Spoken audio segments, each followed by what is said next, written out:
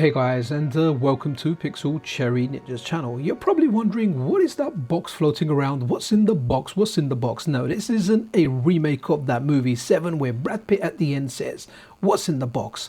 Well, it's not his wife said, it's a lovely and adorable cat. Guys, today we are having a quick look at a game that just got released called Princess of the Water Lilies. It starts where you're a cat in a box, you float down the river and, well, you're pretty much exhausted. And as you would have it, you are brought up by the frogs. Essentially, you might think you're a frog. Now, frogs are very helpful creatures. I remember hearing a famous story about the scorpion and the frog, where the scorpion asks the frog for help and then the frog gets betrayed. If you know the story, then let me know in the comments below.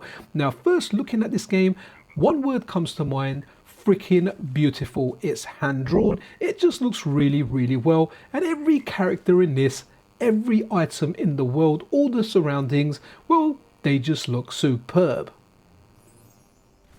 And don't let the cutie little looks fool you. This game will brutally test your reflexes. This is the first boss here, which is some kind of armor camel that crazily goes after you, bashing out those fireballs everywhere you go. And it was quite a challenge. It took me quite a bit to beat this boss. It reminds me of those old 2D games where you keep dying but you keep wanting more.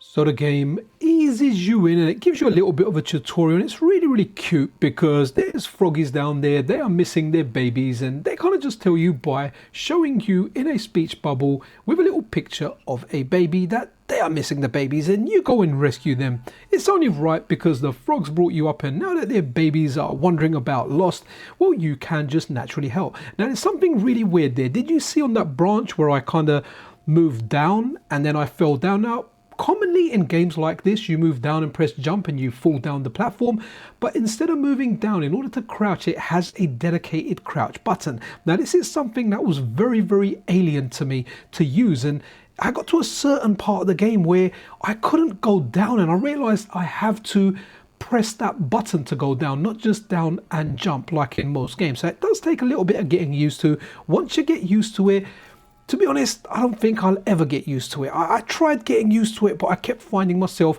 just from years and years of playing platformers where when you press down and jump, you go down. Or even going into this little opening here, where you would move it down and down forward would make you crouch walk. But no, you hold the B button on an Xbox controller. If I'm talking PlayStation controller, you need to hold that circle button down in order to crouch. Like, I did play it a bit. Couldn't get used to it, but I guess I will. You get used to it because it does introduce you into that. Now, I wish you could change that. You can't, so that's something you're going to get used to. Now, crawling down a little bit of a cave isn't a major issue. Where I did find an issue, let me show you.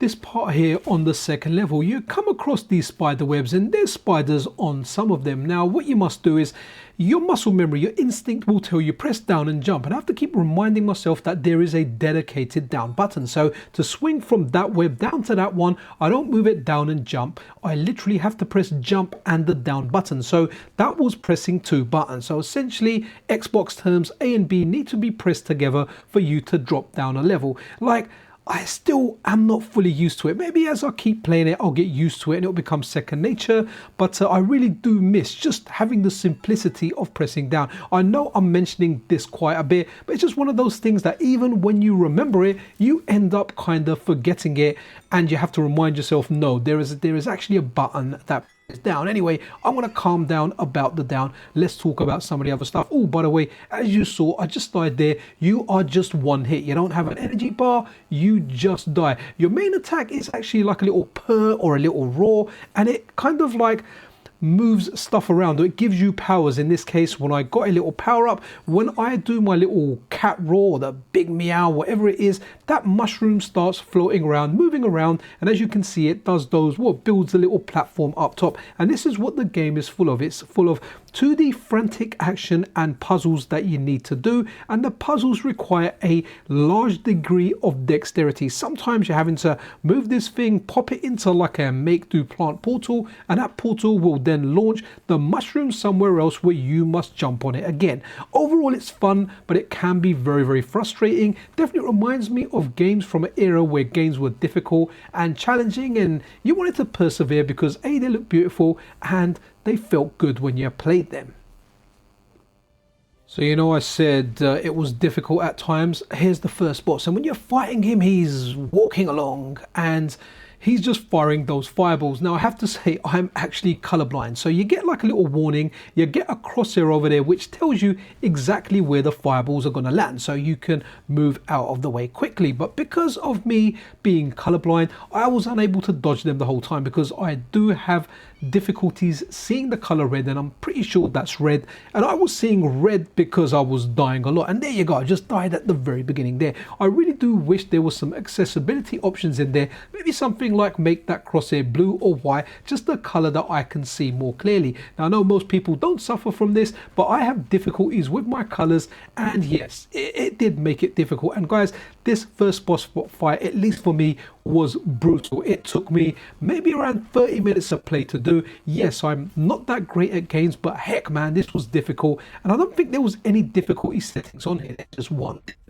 which is alright for the most part, but I have to say it was fun seeing this big boss. Almost reminded me of an AT-AT from, or an AT-AT from the Star Wars movies, but in the shape of an actual camel. Well, you get it, 4 legs and dashing fire out at me. And yeah, this is just a collage of me dying a lot.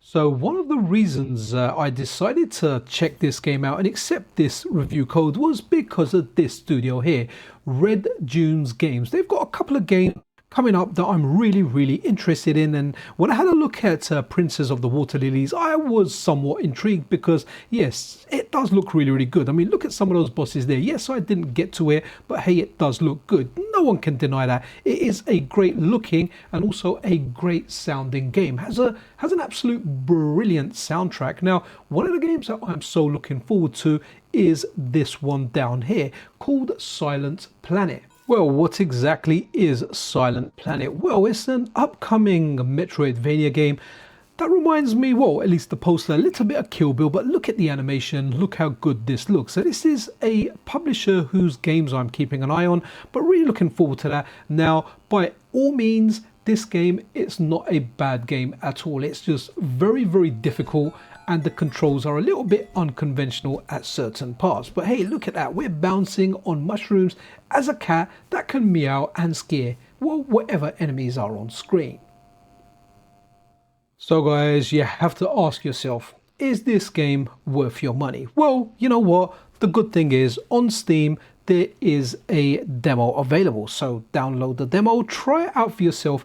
It is 2D, it is cute, it looks beautiful, the soundtrack is amazing, but it is difficult. And like I keep saying, the controls are a little bit away from the norm. Now, if you get on with the demo, then give the game a shot. And that's what's really cool. I do like it when demos are available because it means we can try the games out before we buy them. So that's really it for this video, guys. Yes, I like the game, but there are some things I dislike about it as well. But overall, it is a good game. It is a lot of fun. And if you're looking for a challenge, this thing will not let you down. Anyway, guys, I hope you enjoyed this video. If you did, then a subscription and a like is always super duper appreciated. Be freaking awesome to one another.